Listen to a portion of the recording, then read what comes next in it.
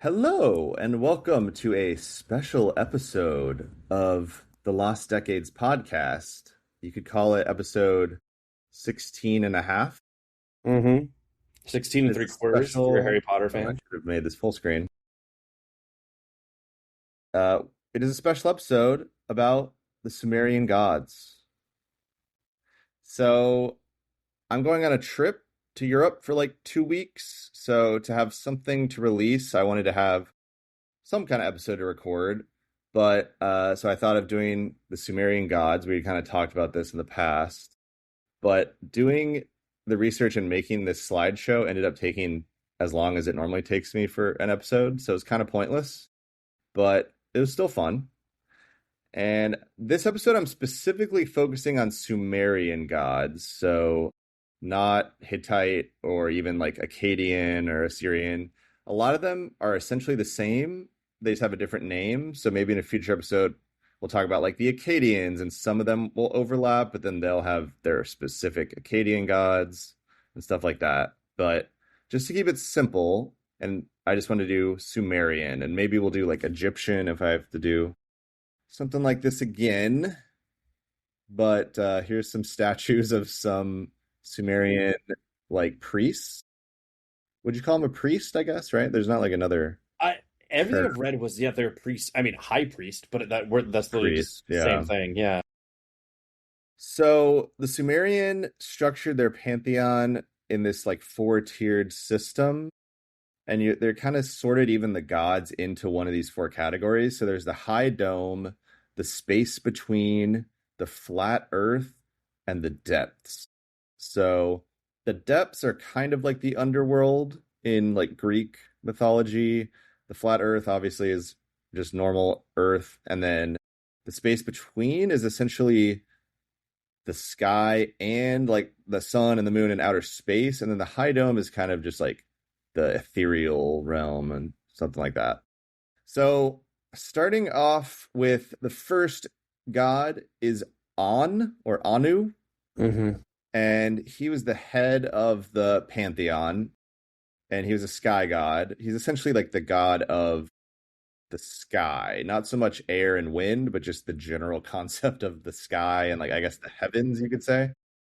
And his main, I guess they call it a cult city, the main city where his temple was located was Uruk, which is one of the first cities. So again, it tracks with how a lot of the way the pantheon was structured is based on what cities were powerful and when they became powerful.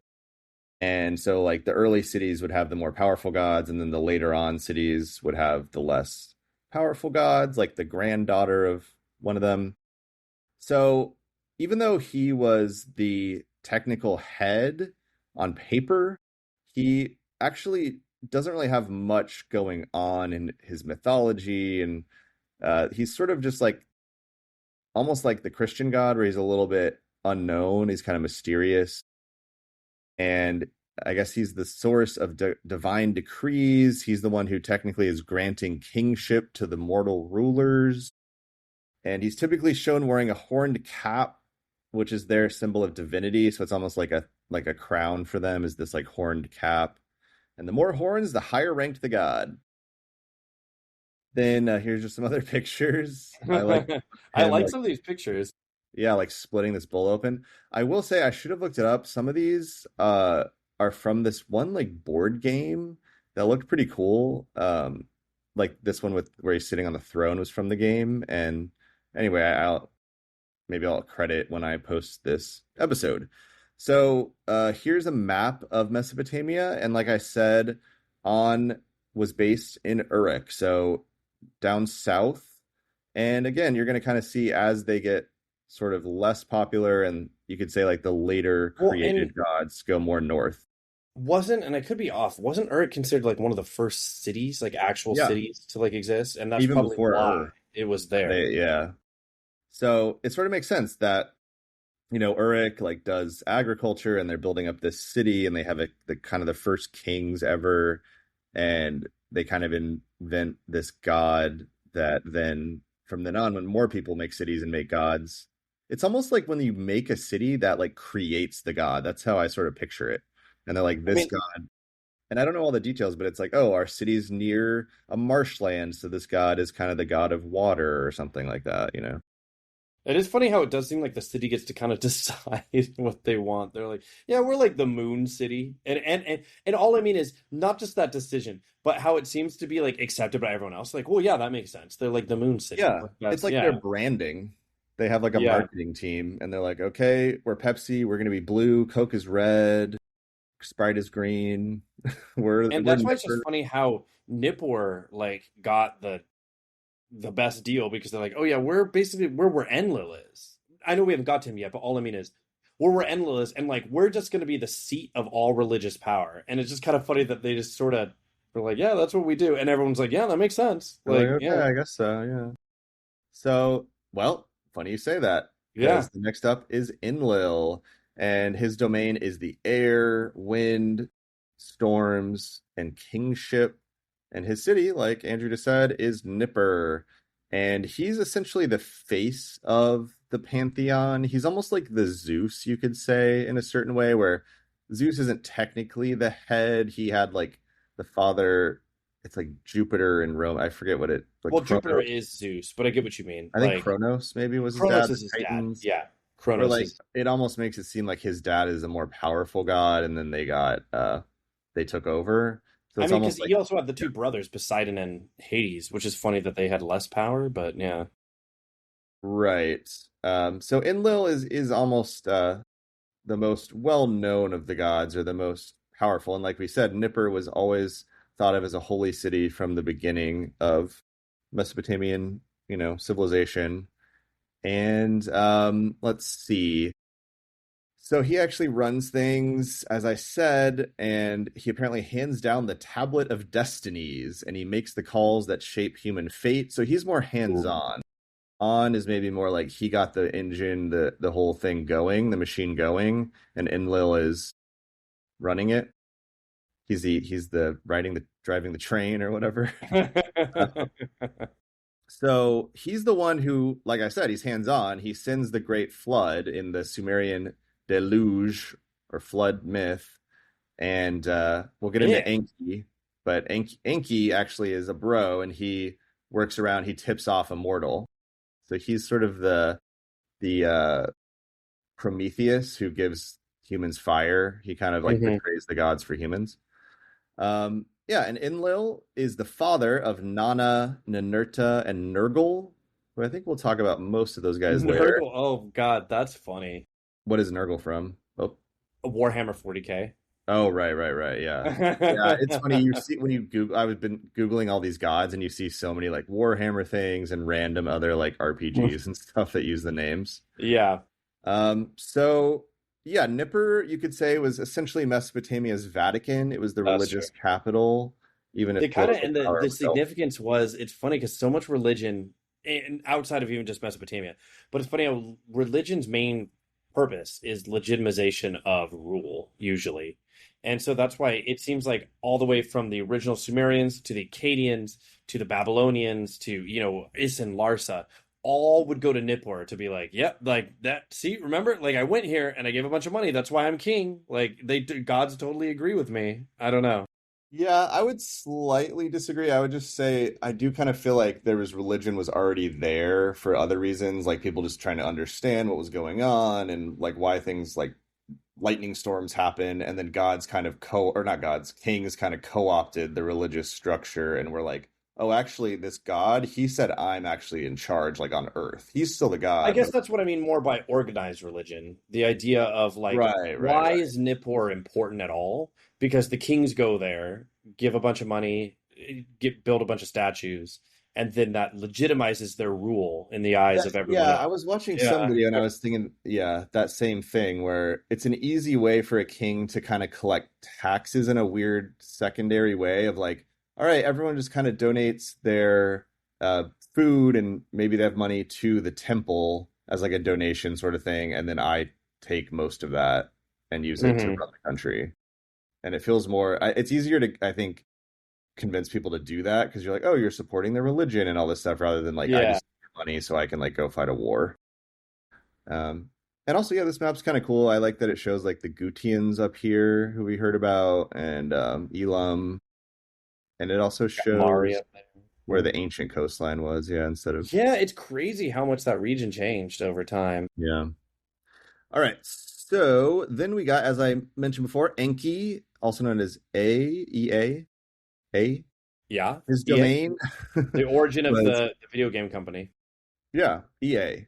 Challenge Yeah, everything. challenge everything. Challenge everything. So his domain, as you can kind of tell from the image, was water, and another W word, wisdom, magic, and crafts. So it sort of makes sense that water is connected with magic and crafting because it's fluid and it's can fit in different containers and it's sort of You mystical, can like why freeze it, you can boil it, you can freeze it. Yeah, it changes which is funny form. because we take that for granted now, but like back then, like water was the only thing that really would like freeze or you could boil. Like there wasn't anything else. Like it was kind Yeah. of crazy. You could And I transform it. And I know, like, back in this time, they essentially saw magic and science. They were essentially the same little, like, word. Like, there wasn't a distinction. It was just you're someone who understands mysteries of the universe and can do strange things and produce, like, weird fire and stuff like that. So, yeah, this guy's Enki. He's a little bit of like a trickster, right? He's, a little too smart for his I mean, own he's got his good. And little, he does little magic. When you're got magic, you're going to do little pranks on people. yeah, you And got to his pull main Loki. city was Eridu. And yeah, so he's the trickster, kind of wise man combination god. And he's clever, generally benevolent towards humans. So he's not evil. Um, and he actually ends up solving the problems that other gods create. He kind of sweeps up the mess. He kind of reminds me a little bit of like Hermes. Maybe there's another god that's actually closer, but he sort of reminds me of, he's a little bit tricky, but I always feel like Hermes is like a nice guy. Um, and in the flood myth, he's the one, as I said, who secretly warns a mortal man to build a boat, defying Enlil's plan to wipe out humanity. And he apparently shapes, this is a pretty big deal. He shapes the first humans out of clay with Oh, humans are Ninurta's important to like, the story, that's cool. yeah, For all the but elves and dwarves were gone, that's all that was left. that's true. So It doesn't mention the elves or the yeah. no or the hobbits, but he actually, so Eridu is considered by Sumerian tradition to actually be the first city. So I don't think it ever reached the peaks of Uruk. Like I think Uruk, in some sense, maybe it actually like now that we've done archaeology, it's like oh actually Uruk was first, but like for some reason they thought of Eridu as maybe it was barely even a city, but it was To sort be of just the fair, first sign of we don't anyone. know that much. I think we only know Uruk is the first city for other reasons, but like Yeah. we're always discovering new stuff. It could come out later, like no, Eridu was definitely the first city. So And that's why the more I read about history, especially things like this, the more you kind of just have to make up your own mind about it and just go on like vibes where it's like you can see how a lot of like historical things are like hidden within like religions because it's like okay they through Enki they sort of see Eridu as the first city so they're kind of that's how they're keeping it in their history is through like the religion. um so it's like you can learn a lot but you're not going to know exactly what happened but you can kind of get yeah. like okay clearly it's an old city like it's older than Babylon. um, yeah, so that's all about him really, but he's pretty important even though it's you'd think he's not really Poseidon. You think of Poseidon it's like okay, he just deals with the ocean and water, but he actually created humans with Nanursag's help and he kind of just served a big role in making civilization. Well, And and as what's I said, interesting is it kind of tracks for them because when we think of stuff like Poseidon and stuff, the Greeks were such a seafaring people, and these people like they're not really going to the Gulf that much. They're mainly just rivers running in the Middle East. Like, mhm, so I'm not saying they don't know that oceans and seas exist. It's just that right. that wasn't the It's a center of their culture. River water was important for like irrigation and travel, but it wasn't seen right. as this like insurmountable giant blue thing where you can't see anything on the other side. Like it's just That is that, a yeah. that is a really good point. I almost feel like whenever the Greeks or whoever I don't know if I look into this more like whoever invents the concept of Poseidon, I do kind of feel like that is kind of more of a Greek specific god. And it makes sense. You always hear about Poseidon, and it's like, yeah, because Greece is all these islands. So they're more focused on the ocean and the giant mass of like being on a ship and that a wave crushes your ship. Or, yeah, you're right. I never thought about that. But in Mesopotamia, they would probably barely ever see the ocean in their entire life. So Hmm. they think of it as, and even in this picture, you kind of see it's more of a river vibe. He's kind of, it's just Yeah. flowing. Yeah, that's pretty cool. So here's some more, or here's just like another picture that Oh, nice. That's is cool. more like actually how it looked in the carving. And this is just like from, I think, that board game. So it's like super stylized, but he's just like, it seems pretty cool, right? Like you can imagine playing this Oh no, character. this is an ancient carving for This is sure. actually, yeah, Yeah. this is from a temple. Hmm. And yeah, as I said, here's Eridu, and you can tell it's old because it's very far south, and that's just where they started their major cities. For probably because it's closer to the Gulf, I would think. Hmm. It's the For main reason trade, I think. for I don't trade. know 100%, but I think Yeah, trade was a big reason that led to the cities, because initial cities you get growing. the benefits of being on a river and you're near the Gulf. Whereas if you're not near the Gulf, you kind of just only have the river. So then I mentioned her before. She apparently helped create humanity, and it sort of makes sense because she is the goddess of earth. So earth mixed with Enki's water made mud or clay, and then that's how they made the humans. And what I kind of think is cool about that is like in a certain sense that is true. Like if you were to break up the universe into four elements, it's like okay, if you just consider earth is kind of just like any physical object and water is water, and then you kind of are humans are just basically like physical matter and like water. What It's would like the a other two solid be? and a liquid Would there mixed be together. fire and air? And then we need air to breathe, so we do have to breathe air. And then fire is kind of just like energy, I guess. So Hmm. anyway, And that, okay. so she's like their earth goddess. I think maybe more like Gaia probably is like a similar. I mean, I see her with a bunch of nature. Granted, this is very stylized, but Yeah, like, fertility and the mountains. it's funny too that it tracks with fertility because she created humans, so she gave them the ability to make more of themselves. True. Exactly, yeah. If you sort of think of, yeah, like more of the sky gods are just kind of controlling humanity and controlling fate and everything, whereas like the earth god is actually doing things on earth that are like impacting Hmm. physical humans and stuff. Yeah. Her city was Kesh and also apparently Adab. And when I looked into it, they don't even know where Kesh is. They just know it's near Adab, and they do know where Adab is. So they were nearby. And she is, as I said, a creator figure.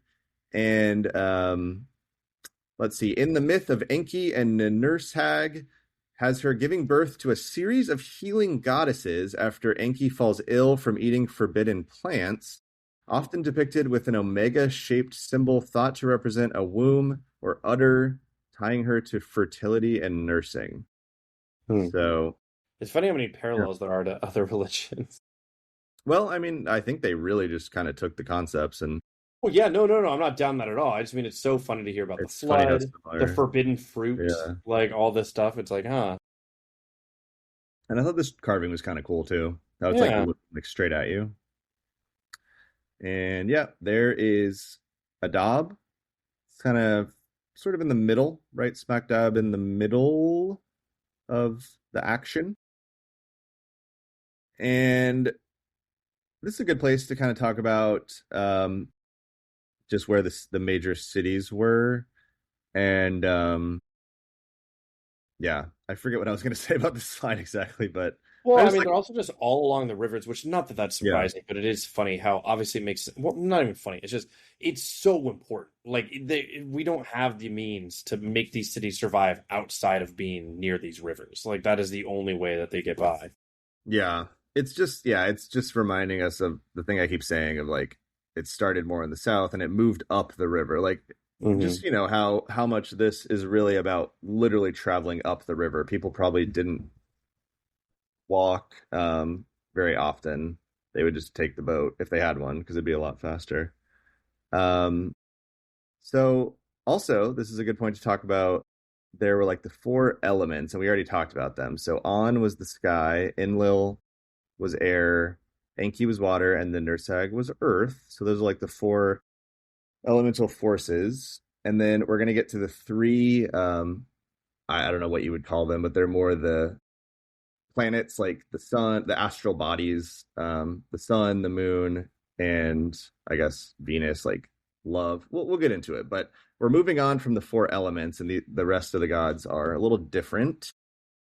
So, and it's kind of saying here it makes sense that the original four would have been more just like elements based. And then as the civilizations get more advanced and they have more like abstract thought as they're kind of going on, then they're starting to conceptualize like the concept of war and like the concept of justice and stuff. They had to kind of like invent that even as like a concept, you know? Hmm. So that's I mean, kind it of makes sense when you're starting from literally nothing. Like, you know what I mean? Like, so.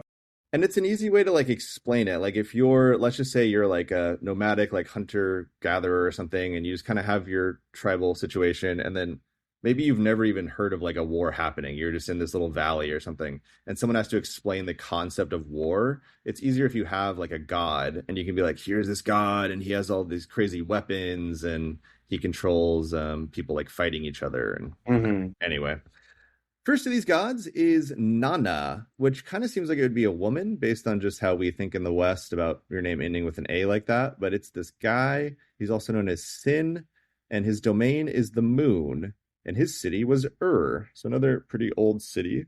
Hmm. And he was the son of Enlil and Ninlil. So it's I'm Brother, guessing they were sister pairing. probably brother and sister just based on their I don't names. actually know if they are. I just bet it sounds like some real I think Alabama they stuff. are. I think they are. Classic mythology stuff. And so Nana, the moon god, is the father of Utu, the sun, which is interesting that That the is moon very interesting. would be the father of the sun. But maybe it kind of makes sense where you'd be like, what is the point of the moon? Like, why do we have a moon? It doesn't really do anything. It kind of lights up the night, but like it's sort of random. But maybe if you're like, oh, in the past it was the sun and then it burned out and now it's just like this ball or something. Maybe they were thinking that, like, because it is more It is mysterious. just crazy though that so many other religions have the sun as number one. You Yeah. know, like that's where Oh, you're everything right. You're right. that's life.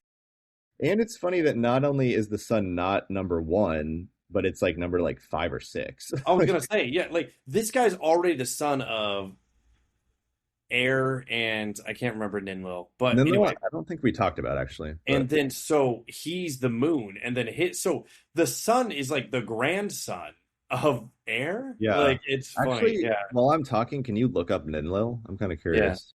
So Nana, the moon guy, his ziggurat is in Ur, and that's one thing that was kind of cool. If I had more time, I would have found like each of these, but they all have obviously their specific temple, but just the concept that he has like a ziggurat and maybe one of the other gods has a different type of temple and maybe one just has like more of an obelisk, but they all had kind of their own special kind of temple in their city. And he's symbolized obviously by the crescent moon.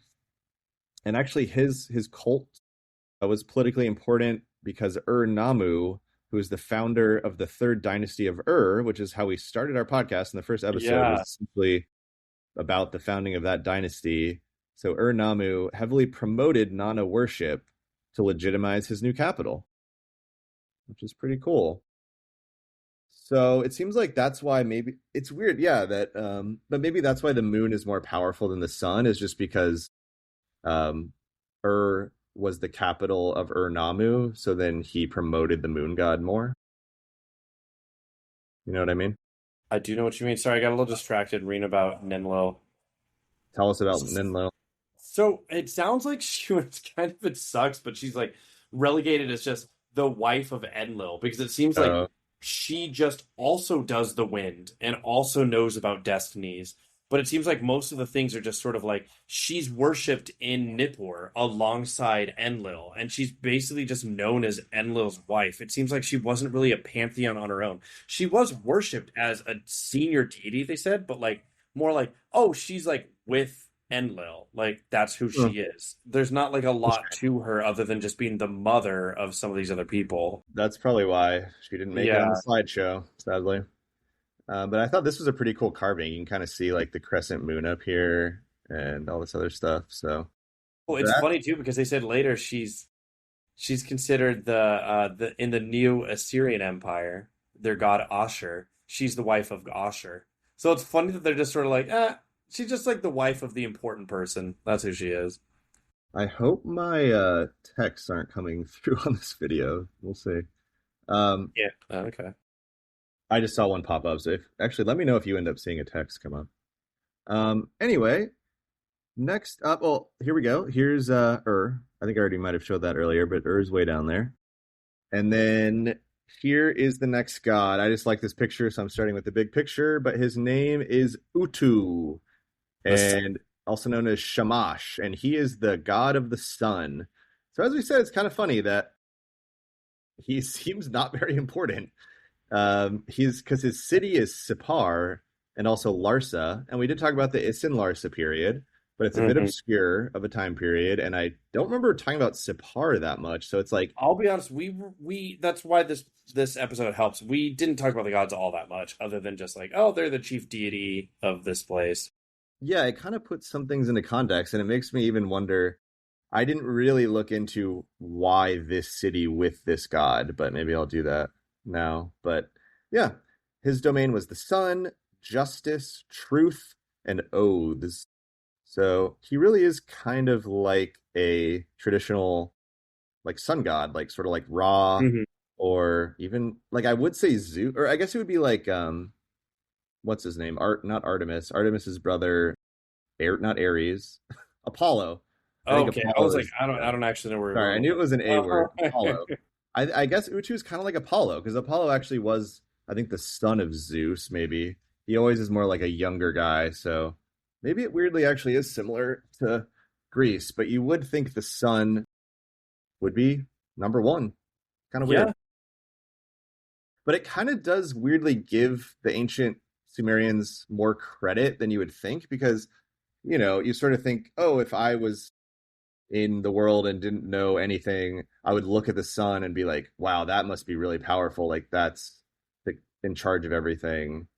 And you wouldn't think about like beyond like other solar systems and things like that, where it's more like these other gods are more mysterious, and then the sun god is more like physical, like, oh yeah, it's mm. just that ball of light right there. It's not that important.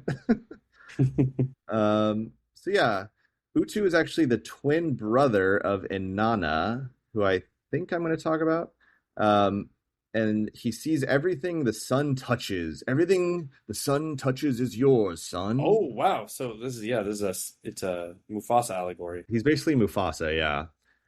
And much like Mufasa, he was a patron of justice, truth telling, oath taking. By the time he starts being called Shamash by the Babylonians, he's Hmm. apparently directly credited with handing down the laws to Hammurabi. So Really? Okay. that's interesting. Yeah. I think we might have mentioned that because it's kind of like a Moses situation, sort of. But like, Right, where he got it from God. Yeah. yeah, he got it from God and brought it down. Yeah. And maybe because he's connected with the Babylonians, maybe that's why he's not as big, is because they promoted him more and they were much later on. So he's a lesser god. But he apparently just his description doesn't really change at all over like all the civilizations kind of see him in a similar light, which like I was saying, he really does seem like Apollo because Apollo is always seen in like a chariot flying around, and even like Ra, you always see him like as this like the sun sort of flying across the sky in like a chariot. Hmm. Here's another like old version of him. He looks pretty cool. I would love to like live in a house that had like carvings like that on the Yeah. wall. He's so cool. And again, he's identified here with the lion. I I think love how he's Apollo. just standing on it too, like the way he's got like his Yeah, foot on his back and his foot on his head. He's just like, yo, no he's big like, deal. yeah, I control this lion, He's even and it got makes sense because I just think about how Leo is the lion, and it's in August, which is in the summer. It's all connected here. So it's interesting because we said he's identified with the city of Sippar, which is way up there on the Euphrates, deep in Akkad territory, even north of Babylon. And then Larsa is way down near Ur and Uruk. So it's yeah. interesting that he's kind of for both, but maybe he's the god of the sun, so it makes sense. He's pretty popular in multiple locations. So it's like, oh, I don't want to travel all the way to Sipar. I live in, Isin. So I'm gonna just go to Larsa and I'll see his like junior temple at Larsa. I don't know. Or maybe when Larsa was big, the temple. Yeah, that's where I feel bad. I don't remember like when that switch happened because it could have been when Larsa was getting big. Because I focused so much on just different people that like No, maybe no, it's that's not. But what caused that's what it. I would imagine is like Yeah, there's the Isin Larsa period. So Larsa's bigger near the end of that, and then that sort of collapses, and that's when Babylon is rises pretty soon after that. hmm So that's the Sipar thing. So then we got Ninurta, who actually you hear that name a lot more than you would think for even though he's not the number one god in the pantheon. yeah, But he's important. He is the god of war and agriculture, which seems like a weird combination, but the more I was reading about it, it kind of makes sense that back then, if you're, kind of tools are hard to come by in the first place. So if you have like sort of like an axe for like cutting crops, like you can use that as a weapon. And also there's just so many like little skirmishes and fighting over land and squabbles at this time that it was almost like everyone was a soldier and like a farmer at the same time. It's kind of yeah. like the duality of man. It's like in peace, I'm a farmer and then I'm a soldier. I mean Uh, that was kind of the issue too. Was because I think we talked about that when um Hammurabi was taking power. Was he was sort of just like, okay, so we're gonna have the farmers and the merchants actually fight in the war, which was so like, oh my gosh, why are you doing that? Like, they got like we got to worry about this other stuff. I guess it worked out for him, but it I is mean, it it is did, it did. I was actually, side note, reminded me on my other podcast, Rain Check, which you can listen to. We were talking about Harold Godwinson when he is like waiting for William to come, but William's stuck in the storm for like 7 months. So then he like gets rid of his army. He like sends them home to do farming because it's like crop season. But then right the day he does that, Harold Hardrada invades in the north, so he has to like put him back together and march up there in Yeah, 4 days. So anyway, um, Ninurta, his main city was Gursu and also Nippur. So he actually shared Nippur with Enlil because I think all right. So let's see. He was the son of Ninlil. So he's kind of like the Hercules. He's the monster slaying hero. He almost feels like he has like demigod vibes, like he's almost half human, half god. And his signature myth is, I guess, called the Lugal E, has him defeating the demon Asag and reshaping the landscape with stones as trophies, which Sumerians used to explain real geological figures. So maybe like mountains and hills and things, they'd say like, oh, those are trophies when he defeated Asag. And like I said, war and farming seem like they're pretty separate, like an odd pair, but the same god who defends the land also makes it fertile. So it's kind of just connected. Here's another. Oh, he also sometimes looks like a bird. So there's Ninurta. from time to time. So if I was a god, Who doesn't? Who if doesn't? I Who was a hasn't god, been I through would that look like a God bird phase sometimes. Not where all the time, you're a but I'd god and you're like. like, I'm feeling birdish today. I'm bored. I want to be a hermit crab today. I mean, everything So goes to crabs. here's Nipper and Gursu. So I don't know the specifics on if it started in Gursu and then it moved to Nipper because he's Enlil's son, but more of a Sumer vibe rather than Akkadian. But again, Nipper really is right kind of in the middle of Akkad and Sumer. So then we're at Inanna, who is better known by the name Ishtar, I think by the Babylonians. And she is the domain of love, sex, war, again, and fertility. And her city is Uruk, again. And she is very consistent across the entire Mesopotamian religion. She's worshipped continuously from early Sumer all the way through the fall of Babylon. It just her name changes. And her signature myth is the descent of Inanna. So I think I had mentioned Inanna. She actually, yeah, she's the sister of Ninurta, I believe, right? Is that? Oh no, she's the sister of Utu, the sun god. There we go. So she her myth, she goes to the underworld to challenge her sister Ereshkigal. I think she definitely got the better name. She dies and gets resurrected, and but she's kind of another contradictory where she's the goddess of love and war. And ancient hymns kind of treat them of two faces of the same coin, kind of just like, I don't know, you kind of have to think of it in a really abstract way, but it's like love and war are both just like really powerful like forces, you know. It's like they can have big impacts or whatever.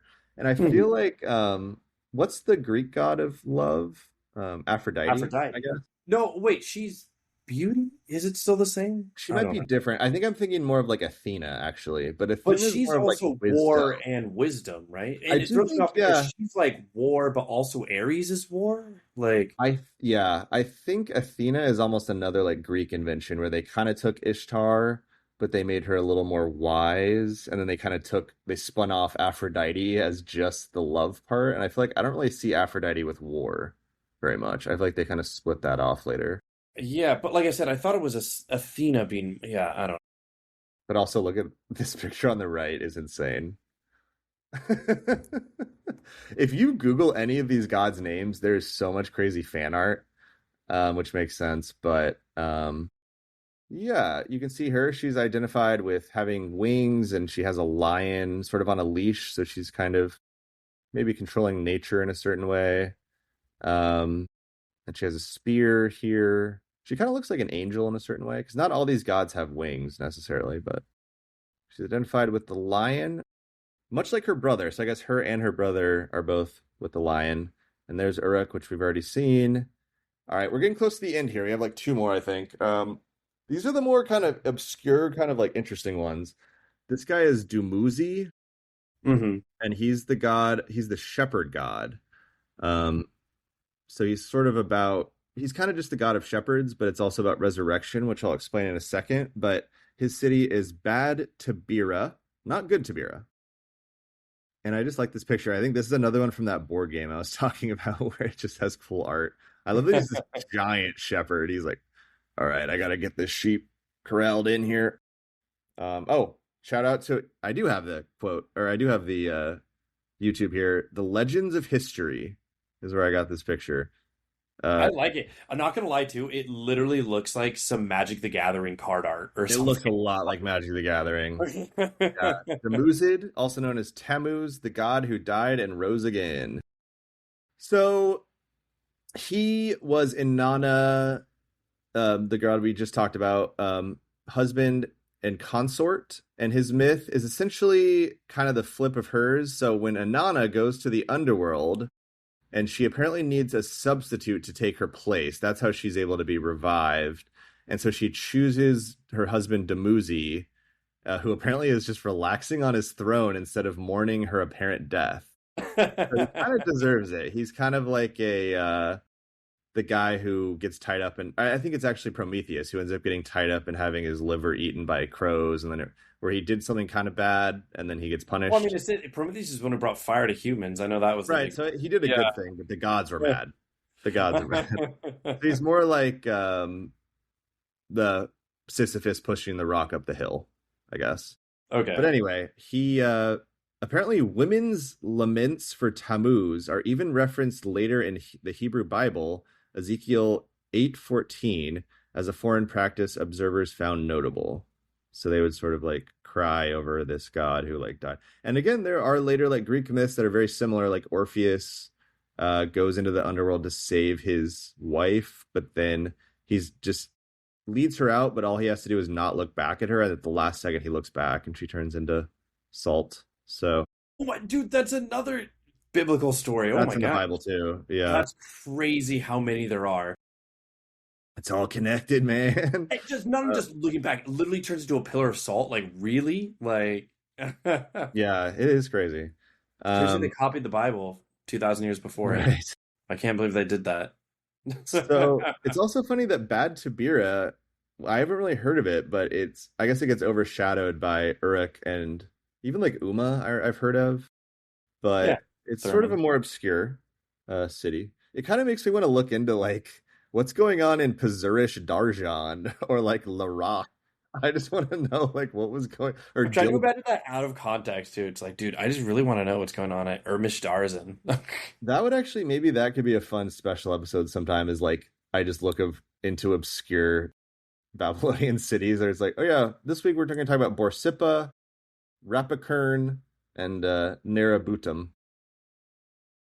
All right, so I think this is the last god or goddess, and her name is Ereshkigal. I love that art. She is pretty cool, and she is the domain of the underworld.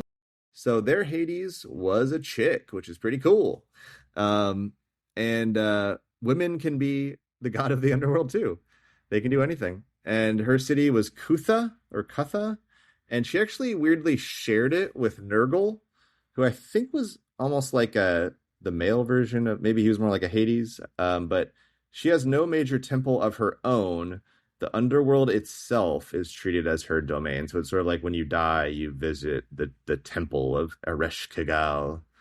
And they call it the land of no return. And unlike most Mesopotamian underworld imagery, her realm isn't really like hell. It's not a place of punishment, but it's just kind of like grim and dusty.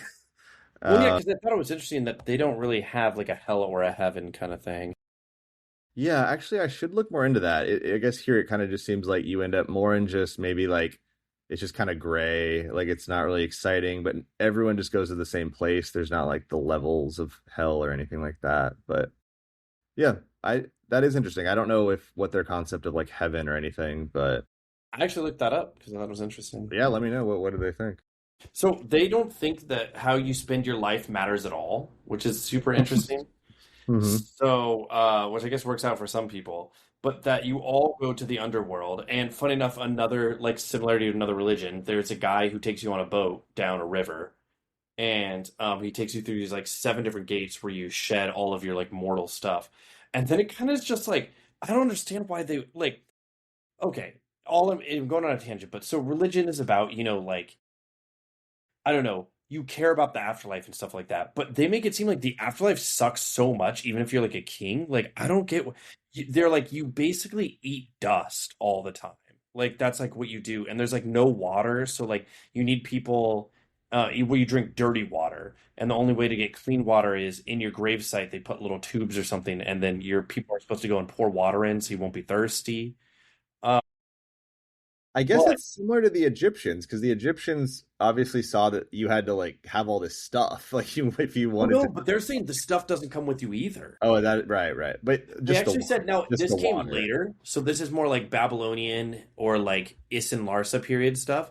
But they talk about that they thought, oh no, actually your burial type matters, which gets more like the Egyptians. But before that, they didn't think that. So they started to kind of switch and be like, oh, your burial type matters. But yeah, there's a ferryman, there's seven gates where you lose everything, and basically all of your food and water is all just dirt unless people who know you offer stuff to you continually, not just like right when you die. So it sounds essentially like the Christian version of hell, but everyone goes there, but it's not as bad. It's just more Yeah. like it's more like a purgatory of just kind of like boring and like you can have some impact, like you can kind of help out your ancestors by giving them food and things like that.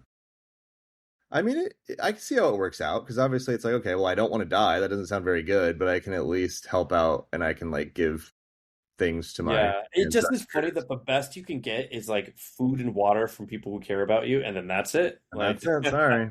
that's it. That's the best you got. But then it I kind was of makes sense really then when surprised. if you know if a Christian comes by and is like, well, actually, you can go to heaven and it's pretty legit, then you know maybe you'd be convinced. But Anana's older, so she's actually Anana's older sister, and there's apparently tension between them, or like some kind of rivalry. And there's some, I guess that's part of that myth where I said Anana goes into the underworld. She must do it because Aresh Kagal is like upset at her and doesn't want to help her out. And yeah, she gets paired with Nurgle, her husband slash co-ruler, once Akkadian tradition merges with their cults at Kutha. So I guess once the Akkadians come in, because that I think I said at the beginning, but this is just Sumerians we're talking about today. Yeah, we're not When the talking about Arcadia. Akkadians come We're not in talking about. later, they'll kind of merge her. They kind of get married. They're like, oh, you got the female goddess, we got the male underworld guy, so they can get married. Um, and I think this guy on the right is Nurgle. He looks pretty creepy, honestly. I mean, you should see the 40K version. So, I and it's did funny, actually see 40K it. He's kept it where he's the plague god. So, so nice because I saw the one where he's the giant green, like kind of goblin looking thing, yeah, yeah. I don't know if goblin's the right word, but yeah, the but like giant a green thing weird green looked monster. disgusting. Yeah, So yeah, Kutha is way up there, and as we said, it's kind of connected with the Akkadians. And yeah, here's just another image showing Dumuzi dying, and then Aresh Kagal is like they're sort of two sides of the same coin. He's the life version, but then he has to spend time in hell. I think it's sort of like Persephone for the Greeks. She was like that, where when she was in hell, she ate a couple pomegranate seeds, so then she has to stay there during the winter. And her mom is like Gaia or something, or the god of hunting, so she or the god of like agriculture. Anyway, it's very similar to that, I think. And yeah, it makes sense. All these agricultural societies are inventing these gods that are about life and animals and growing food and then the food dying in the yeah. winter. And yeah, here's just all of them together. I All like the it. gods. The pictures get progressively like, and I get that these are just artist rendition, but I love how the beginning ones are like because they're so literal from the carvings, and then later on it's like, oh wow.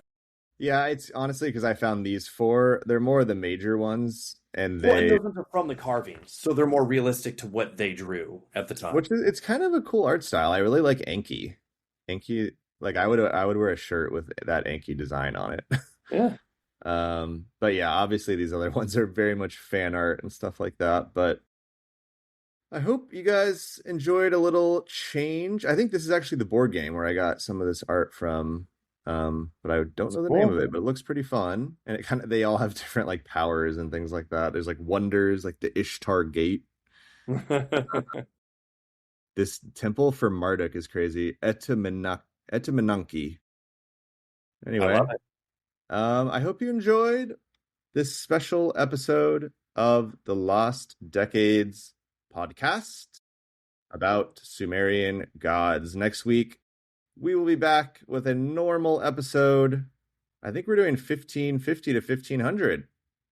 I And so spoilers, not really spoilers, but one thing I've learned since the last episode, and I'd already sort of knew this, but just for sure that we were apparently really in like they call it a dark age. It was like a mini dark age of the Bronze Age. That's kind of between the middle Bronze Age and the late Bronze Age. We were in this weird like dark age where the Hyksos are controlling Egypt and the Hittites attacked Babylon and all that kind of stuff. So well, it we're tracks actually because exiting even a like we dark were age. saying, the Hittites are completely falling apart. The Asur are in Yeah, a dark age. Babylon is completely destroyed. Like, well, not completely destroyed. That was a bad phrasing, but like Babylon is sacked, it's and not doing well for Egypt is sure. in the intermittent period. It's so funny. Yeah, so we'll get out of that. And this ended up still being a 48-minute episode. So Wow. if you like this format, let me know, leave a comment, and maybe we'll do more of these. Um, and that being said, if you're ever trying to travel around Mesopotamia, make sure you don't get lost.